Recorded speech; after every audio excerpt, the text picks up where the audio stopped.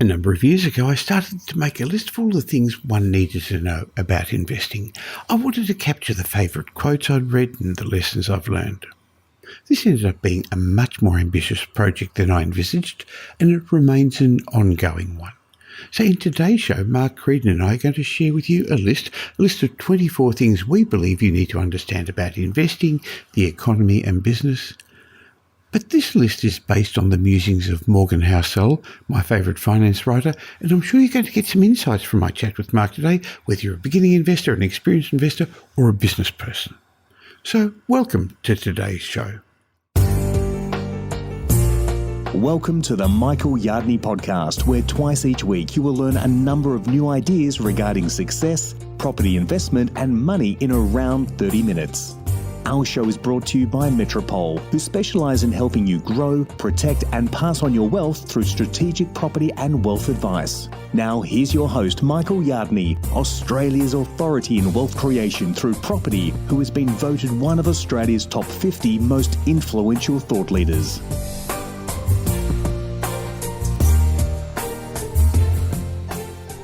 We're living in challenging times of economic uncertainty, market turmoil. So in today's show, I'd like to go back to the big picture and discuss 24 things that all property investors, business owners and entrepreneurs should understand about how the economy works and how investing works.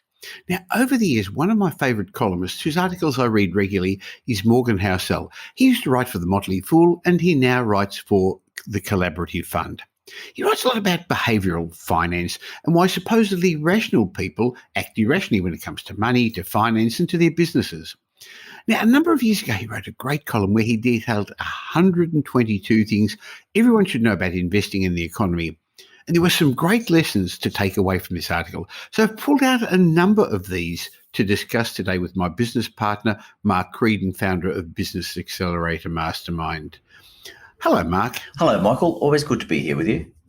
Great. Well, look, let's go through this and discuss it because I may be coming from an investment perspective. You're coming from the perspective of a business owner. Clearly, you're a successful property investor as well. And we'll see what lessons we can learn because there are some fundamentals that stand the test of time. And the first one I'd like to discuss with you is the concept that I think it was Warren Buffett who said, I'll be greedy when others are fearful and fearful when others are greedy. But it's easier to actually say that than to do it, isn't it? Yeah, I think it is. And it's funny, Michael, I think people pay way too much attention to the media these days. And so we get like a 30-second soundbite or a 30-minute news bulletin, and we use that as a basis for making 30-year decisions. Sure, because there's always a boogeyman around the corner. There's always bad news. We've been investing and in business for long enough to know that there's always going to be things to scare you, but you shouldn't allow them to. No, you shouldn't. And the reality is that the media and lots of people make a very good living out of promoting the fact that the boogeyman's around the corner and keeping us fearful. So you're right, it's easier to say than do, but if you can get to the point where it's easier to do than say, you're going to be several steps ahead. Right. Well, the next thought from Morgan Housell was when most people say they want to be a millionaire, and I guess when you and I were younger, millionaire actually meant a lot. Today it really doesn't, but people still say that. What they're really saying is, I want to be able to spend $1 million, which is literally the opposite of being a millionaire. Yeah, I think something that you often say is, do you want to be wealthy or do you want to look wealthy? And I guess what he's really getting at there is that true wealth is more defined by the assets you own rather than the money you spend. The problem too, Michael, is that often you find the more you earn, the more you spend. Yep, wealth creep it's called. Sure, salary creep. Yep. And I think the other thing too is, we all want those trappings, don't we? We all want the trappings with being wealthy. We want the nice house, the nice car, the nice holidays. Well, when you can take them. When you could, yeah. Yeah. I still want them, mate. Oh, yeah, I still want them as well, Michael. The question is, though, are you actually prepared to do what it takes to build that asset base, to give you those choices, to persist in business, and to know that if you're prepared to do what it takes, then it will actually get you to that point. But you've got to make that effort, haven't you, Michael? Sure. Unfortunately, social media today makes it look too easy. You see all the good stuff. I often say the highlight reels rather than all the edits that fell off on the cutting room floor. The next quote is from Daniel Kahneman's book, Thinking Fast and Slow, and it begins, the premise of this book is that it's easier to recognise other people's mistakes than your own. And he basically said this should be every market commentator's motto. Yeah. I mean, it relates, Michael, to the Dunning-Kruger effect. And basically what it says is it's something along the lines of, dumb people are so dumb that they don't realise they're dumb. And I read this thing the other day that said that, being stupid's like being dead. It doesn't bother you. It just annoys the hell out of everybody around you. Yes. So it's difficult to recognise your own weaknesses, isn't it? Yeah, it is. And what we often do is we look at other people and we say, well, look at the way they've made investment decisions or the way they handle their money, or everybody's an expert on how other people should be running their business. And they wonder why people make certain choices. But none of us really want to do the wrong thing. And often what we do is what we think is what appears to be logical at the time. It's really easy from the outside to see how wrong that can be, but it's so much harder to see it when you're actually at the coalface, I think. Which is interesting because that's one of the benefits of having a coach, having mentors, having a tribe of people around you.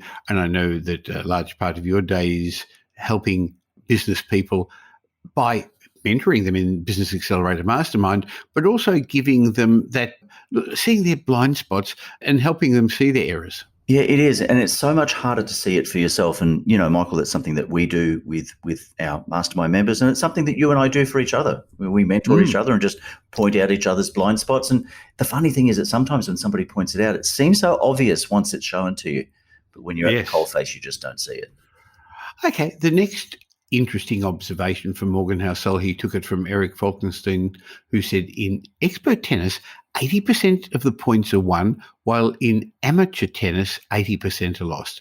And he said the same is true for wrestling, for chess, and for investing. Beginners should avoid making mistakes. That's where their focus should be, while experts, they should be focusing on making great moves. Yeah, what Warren Buffett's first rule of investing, I think, Michael, is don't lose money, and it's a good rule for business as well. It's amazing how many people sort of go into business with this great idea, and they accept that it's okay to lose money because they're getting great reviews or they're getting great reports from people or they're employing people. But I think people get carried away with the exciting ideas and they sometimes forget the fundamentals, and that's really what we do. Our job at Business Accelerator Mastermind is to help people to stop them making those really common, simple mistakes. And again, when you look from the outside, it's reasonably easy to see, and you wonder, why on earth are they doing that? You do. Now, the next one's a bit to do with timing. There's a difference between he predicted the crash of 2008 and saying he predicted the crashes, one of which happened to occur in 2008.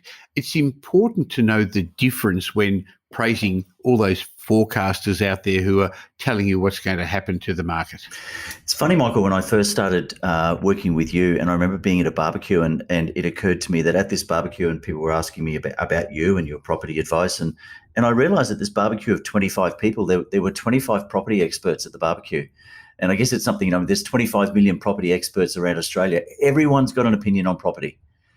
Yes. But what you want to do is look at the experts, those bank economists and others who make public predictions. Let's just have a look at how wrong they were at the beginning of the year. And in fact, last year and the year before. And the year before. That's right. But they've come out again with the next round of predictions, and they're going to be right occasionally. What we mentioned a while ago was about the media, and we've got to remember that it's not the media's job to educate us. It's the media's job to get our eyeballs onto their pages, which they've already sold to their advertisers. So there are people, I know there's one pundit at the moment who's been trumpeting his horn. He predicted Hobart as the next hotspot before everybody else did, or there was years before that was the guys who were saying about the mining towns, how good they were, but they forgot all the other bad predictions that they'd made and they'd been wrong. Now, by the way, there's nothing wrong with that because it's really hard to make forecasts, Mark, especially about the future. But one has to then accept the fact that forecasting isn't easy. So, Michael, I guess if they're going to make continual predictions, they're going to be right. I mean, my father used to say even a broken watch is right twice a day. The reality is it is hard to forecast. And the big thing I think that's hard to take into account is human emotion, isn't it? Because there's fear and greed, which drives markets both in property and in business for that matter. Definitely. And there is always an X factor. Now, we're not necessarily talking about worldwide pandemics, but there's always things that come and mess up the best predictions, either on the upside and make things better or on the downside. It's hard to take these into account. And one of them is, as you mentioned a moment ago, human emotion. So the comment really was, be careful about predictions, be careful who you listen to. Another of Morgan Housell's great points is wealth is relative. As comedian Chris Rock said, if Bill Gates woke up with Oprah Winfrey's money, he'd jump out the window. It is all relative, isn't it? And I guess that's one of the sayings that you often say is, don't compare your chapter 1 with somebody else's chapter 30. And as you said in the intro to this session, that if we look on Facebook, Michael, or Instagram, and everybody's doing amazingly well and living a great life and everything's perfect, and we know that's not reality. So the best thing you can do, I think, is to compare your current self with your past self and just make sure that you're advancing as time goes on. That's interesting, because I remember in the session we only did this morning with our members of Business Accelerator Mastermind, when we had them on Zoom, but we were all talking. Some people were disappointed that the year hasn't panned out as well as they hoped it would because of factors outside their control. But you reminded them how far they've come. So don't compare yourself with others, just compare yourself with yourself. And that may not have achieved all your goals, but look how much you have achieved. Yeah, interestingly, just as an adjunct to that, after that session with you this morning, I got a number of emails from our Mastermind members saying, thanks for this morning. It's actually made me stop and just take stock of how far I have come and what I actually have achieved. So really important point to keep in mind. I guess it goes back to what we said a moment ago too, that you've got to be speaking with the right people. You've got to have the right people around you as well.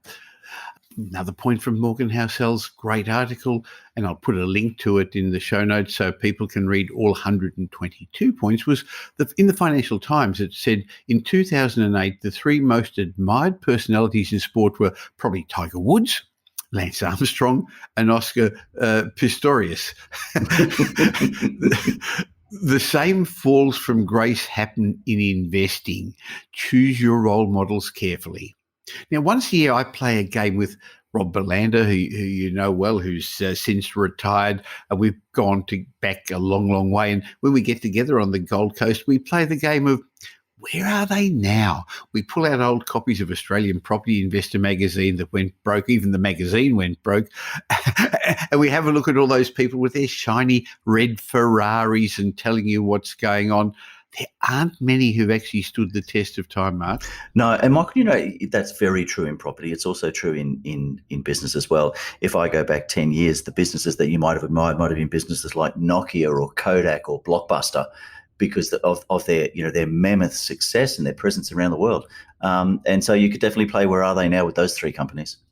Definitely. So the lesson from that probably is pick your mentors carefully.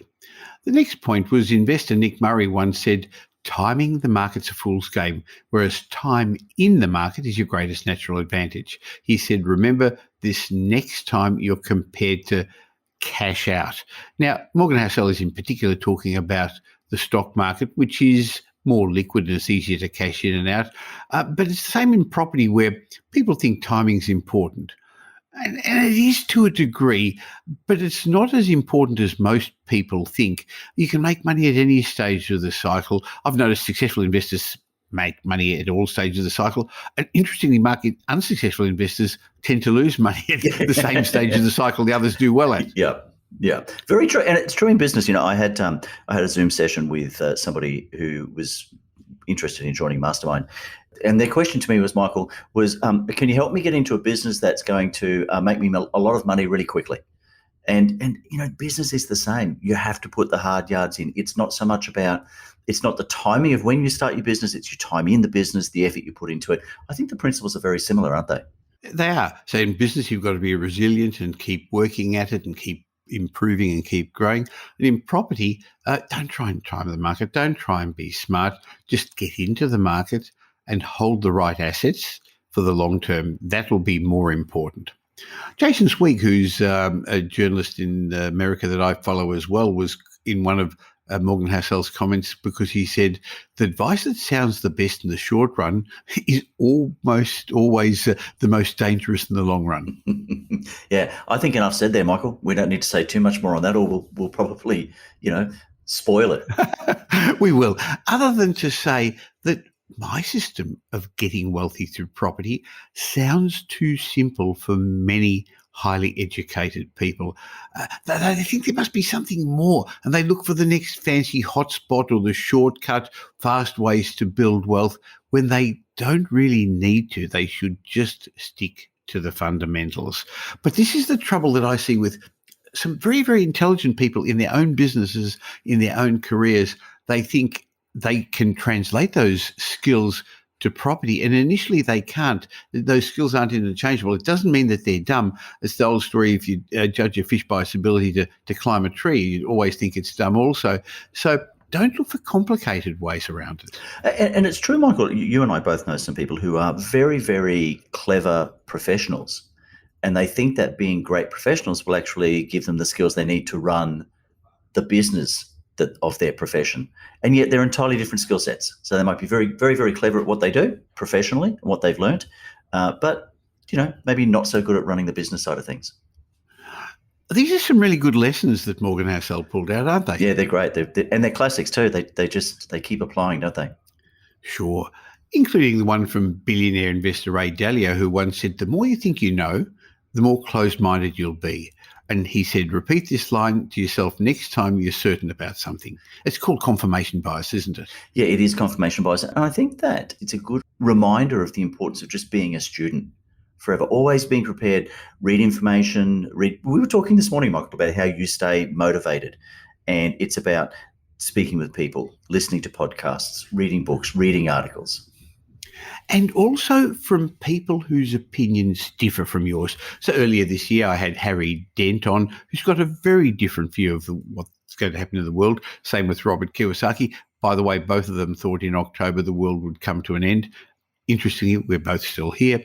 But it's worth listening to other people's views because you may pick something up. In other words, the more you think you know, the more closed-minded you'd be.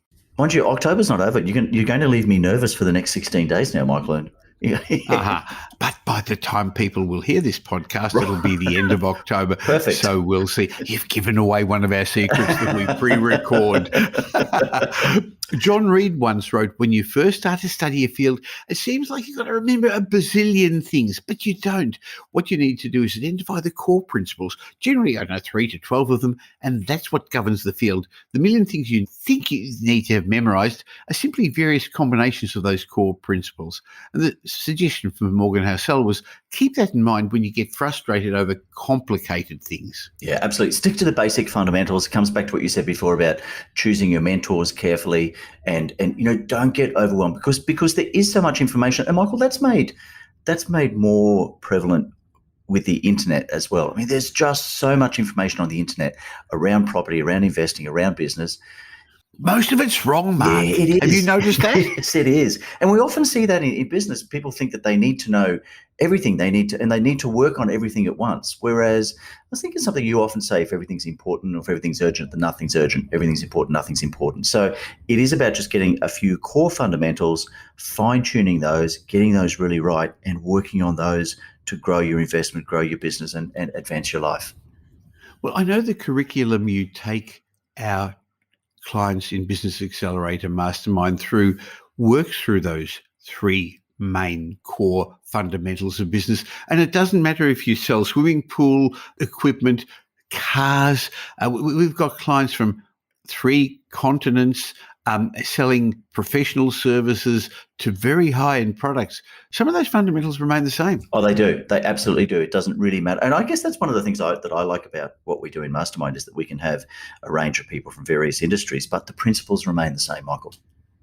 Sure. So before we go on, because there's quite a few more topics I want to discuss, we've said it a few times, and look, for sake of transparency, we're business partners in Business Accelerator Mastermind. What is it? Business Accelerator Mastermind is a business coaching program. And it's a coaching program that it's designed to help people in service businesses or professionals in private practice.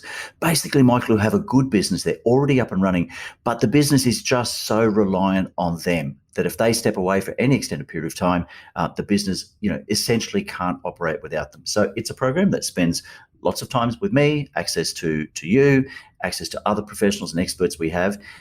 But then more importantly, or equally importantly perhaps, access to each other. And we follow off on that, shared wisdom and that collective momentum that comes from working in a group program. Well, it's worked very well. The track record for those who are there is great. We keep getting all these great testimonials of people who didn't think they could take their business to the next level, didn't think they could get the lifestyle and the freedom back that they went into business for. But it works, doesn't it? Yeah, it does. And they often think that it's like being on the treadmill. They just think if they work harder, work longer, run faster, but they run faster and they still don't get anywhere. So it is about making sure that we can pull that apart, get them focusing on where they're spending their time, what are the systems and processes they have in place, and getting the right people around them, Michael. Sure. So I'll leave a link in the show notes, but if you go to metropolmastermind.com.au, and find out about what Mark does and how, if you're in business, if you're in professional practice, how he may be able to help you.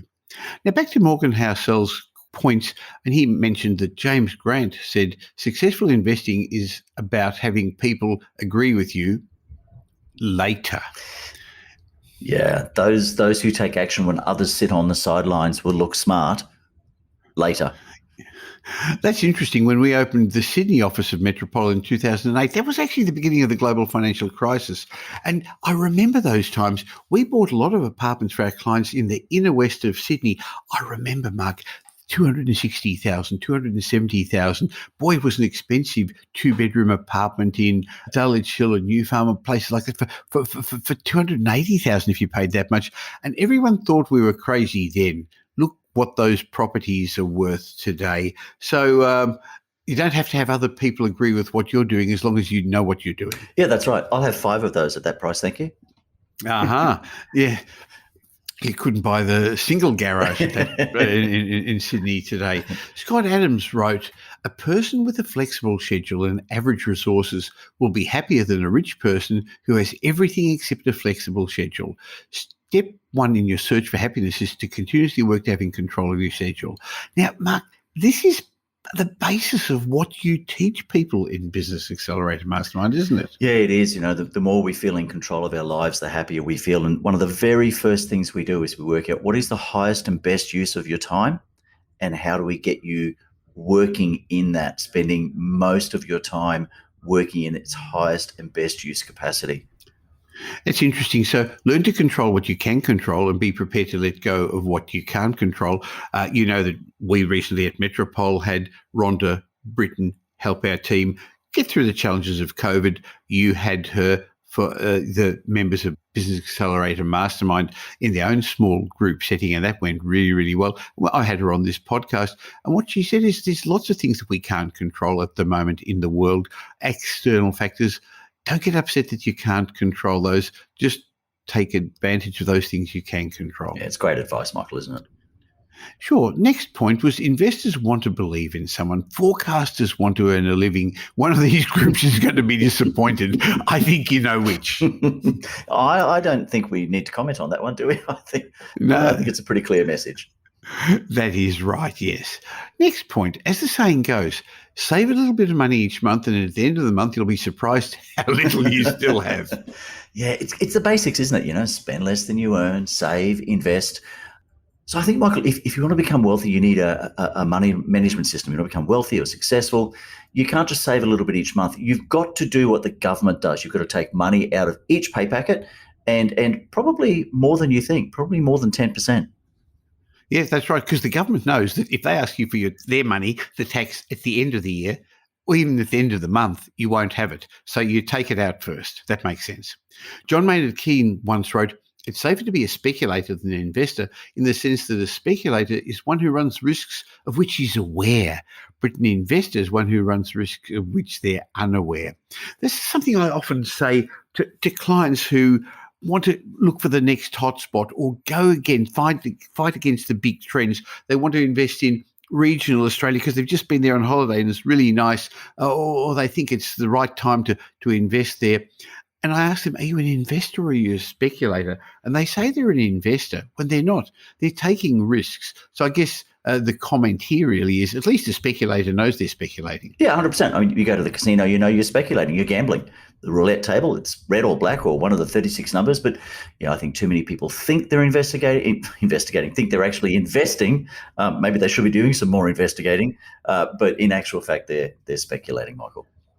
Sure. The next interesting point Morgan Housell wrote in that great article was our memories of financial history seem to extend about a decade back. Time heals all wounds, the saying goes.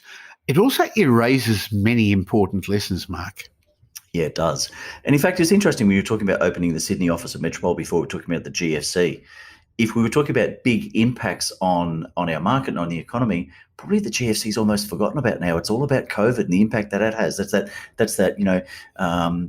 There's a recency bias. The recency bias. It is. Yeah, 100%. Sure. But just that's the way the mind works. Things that have happened more recently seem more important. So a good lesson there that you've actually got to be a student of history, not that history repeats itself, but it rhymes and similar. Next lesson from Morgan Housell, you're under no obligation to read or watch the financial news. If you do, you're under no obligation to take any of it seriously.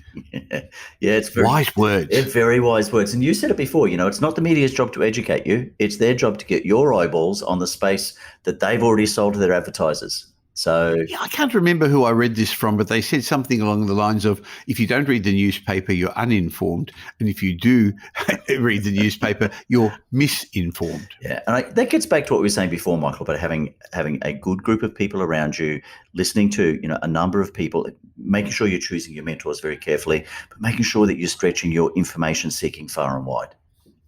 Sure. Now, I like the next point where Morgan Housell said most economic news that we think is important doesn't matter in the long run. Derek Thompson wrote in The Atlantic, I've written hundreds of articles about the economy in the last 2 years, but I think I can reduce those thousands of words to one sentence. Things got better slowly. Well, Michael, even with your property update, you have to produce new information every day. Imagine how much information the Financial Review or the Australian has to produce every day. But there's only so many ways that you can talk about the economy, isn't there? That's right. So as a long-term investor, most of those short-term trends that the media is talking about are really white noise. Now, as a business owner, there are some big important trends that do need to be taken into account. The way people are buying, the way people are consuming, what generations are going to want differently from previous generations. But interestingly, it's actually much the same in property investment as well. Now, after COVID, we're going to be looking for different things in our home and in our neighbourhood. So some of the trends are important, but most of it isn't, is it? No, it isn't. And even with those trends that change, even around generational trends, the principles don't change. So a younger person, a Gen Y, might buy something different to what a Gen X might buy, but they're still looking for value. They're still looking for service. All of those basic principles remain the same, don't they? The next point was an interesting one. Daniel Kahneman apparently wrote, the evidence is unequivocal. There's a great deal more luck than skill in people getting very rich. Now, I know when I bought my first investment property, which was a springboard to what's now a very substantial property portfolio, I actually did buy the right property at the right location at the right time. But Mark, I didn't know it. I didn't know it at the time. In fact, I knew very little about investing. It was dumb luck. And unfortunately, one of the worst things that can happen is if you get it right first time, you think you're smarter than you are. So there is no doubt that an element of success in business, in investment, is luck, but you can get yourself into the position to be lucky by learning the right things, hanging around the right people, and recognizing an opportunity when it turns up. Well, I think self-made millionaires forge certain unique habits, Michael, probably something that you could write a book about. But those habits lead to good luck, don't they? The good luck created by the wealthy it's known as opportunity luck, and it's a byproduct of doing certain things every day in a certain way and having very specific good daily success habits. Well, that's why we wrote Rich Habits, Poor Habits, and it's done very well. And as I said to you when we spoke earlier today, I'm really proud that it's going to be translated to another language now, to Russian. Some Russian publishers have picked it up and even paid us an advance. It's been translated in Taiwan, in Malaysia, in Poland, and in China. So some of these habits, the rich habits that we talk about and the poor habits we don't want, they're universal, Mark. Yeah, they absolutely are. I mean, interestingly, Michael, I've had similar success with my book. It's been translated to Queenslander, to Victorian, South Australian. Yes, congratulations. I heard you finished your first book and now you're going to start colouring in the next one. Perfect. Next lesson from Morgan Housell is there's a strong correlation between knowledge and humility. The best investors realise how little they know. Smartest person in the room. I was having this conversation with one of our fellow directors just before about another business owner who I've known since about 2013. And Greg actually said to me, why have you never worked with him? And I said, because he is the smartest person and he knows everything. And so those people sometimes they can't be taught. So I think, the market has a way of humbling you if you're too smart. Yeah, it does. Yeah, it does. When you think you know everything and all that's going to happen, whether it's in business, in investing, just watch out. Yep. And you and I have both seen some people fall victim to that. Definitely. As we're running through the last couple of quotes that Morgan Housell put out based on this very long article of 122 quotes, was not a single person in the world knows what the market will do in the short run. And boy, have we seen that in the world of property in the last couple of years. All those predictions from the most significant economists were wrong. Now, that's not actually totally true, because I think Dr. Andrew Wilson and I got our forecasts of the property market very right at the beginning of COVID. Was that dumb luck? No doubt there is an element of luck involved in it, but it also was related to proper research and actually a level of perspective. I think it's a level of perspective. It's some proper research. It's some experience. I mean, there's value in grey hairs, Michael. The more somebody's on TV or in the media, the less likely his or her predictions are going to come true, was a comment that Morgan Housell made. Now, you're old enough to remember that magazine BRW, and I used to see all those people written up in the BRW and then follow them where they were 10 to 15 years later, and many of them were no longer business moguls. Yeah. So I decided I didn't want to get written up. I wanted it in my early days, but I didn't want to go broke. I'm not stupid. No, it's interesting. The people to most watch out for, and now you can't see them anywhere. So that's a very good point. And the last of the discussion points was how long you stay invested for will most likely be the single most important factor determining how well you do at investing. Obviously, Michael, the sooner you start investing, allowing compounding leverage, time to work in your favour, and gets back to what you were saying before, it's not so much about the timing of the market, but the timing in the market. And so the wealthier you will be, Michael. And you've got to have the right assets there, of course, as well. The right assets are much, much more important. You can't expect to get wealth-producing rates of returns if you own secondary assets. And that's a concern that I'm seeing at the moment in the property market, where fear of missing out as our markets are stronger, making some investors, even though they're speculators based on what we said a short while ago, take risks, take shortcuts, not stick to all the rules, and they're possibly going to find that they're caught out down the track. Well, there we are. Mark, I actually enjoyed our chat because it's always interesting to get your perspective as well. 24 things that all property investors, business owners and entrepreneurs must understand about how the economy works and how investing works. Now, I'll leave a link in the show notes to Morgan Housell's original article in Motley Fool, but I'm also going to leave a link in the show notes about Business Accelerator Mastermind, because while I think a lot of people understand Metropole help clients grow, protect and pass on their wealth through property, the Business Accelerator Mastermind has become an integral and a very important part of the Metropole group of companies, because I know you've helped a lot of people do well in their business, gain time back, and that's actually allowed them to invest in property. Yeah, it has. They've been able to gain time, improve their business, and actually spend time then looking at what they want to achieve with their property investment journey, Michael. Well, it's actually not about money and how much you accumulate or how big your business is if you don't have the time to appreciate and enjoy it. So if you, as our listener, are interested, if you're in business or if you're a professional and you'd like to understand how having the same business coach as I have could help you, why not have a chat with Mark? You'd be happy for them to have a talk with you? I'd love to, Michael. Love to. So I'll leave a link in the show notes, or go to metropolmastermind.com.au and you'll find out all about it. Mark, I look forward to getting to our chat real soon. Yeah, absolutely. They're always good fun. Now that you've heard those quotes and those thoughts and Mark and my interpretation of them, you can understand why I enjoy reading Morgan Housell's information. Now, if you've got some benefit from hearing what Mark had to say and you'd like to have the same team helping you grow your businesses I have growing mine, this is for business people and professionals, why not go to Metropol Mastermind and why not learn how Mark can help you? It'd be great being on the same journey together. But in the meantime, I'll be back with our regular property show real soon. We're back twice a week, but in between, you can catch me on social media. Just look for Michael Yardney. And in particular, why not join my private Facebook group? Go and look for Property Update, the Property Update private Facebook group, where every day I leave some jottings. I'll be back again real soon.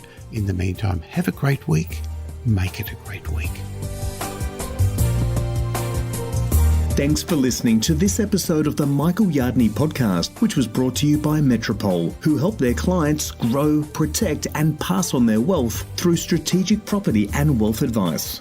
If you like what you heard and don't already subscribe, you'll find us on iTunes or on your favourite Android app as the Michael Yardney podcast. Watch out for our next show, which comes to you twice a week, and you'll learn some new ideas about property investment, success, and money in around 30 minutes. To get more of Michael's thoughts, go across to www.propertyupdate.com.au and sign up for his daily morning briefing, and you'll hear from not only Michael but a group of leading property success and money experts. And just a reminder that the information you heard in this show today is general educational advice and not specific investment advice, as we don't know your personal circumstances. If you're looking for specific advice, why not ask the team at Metropol to help you?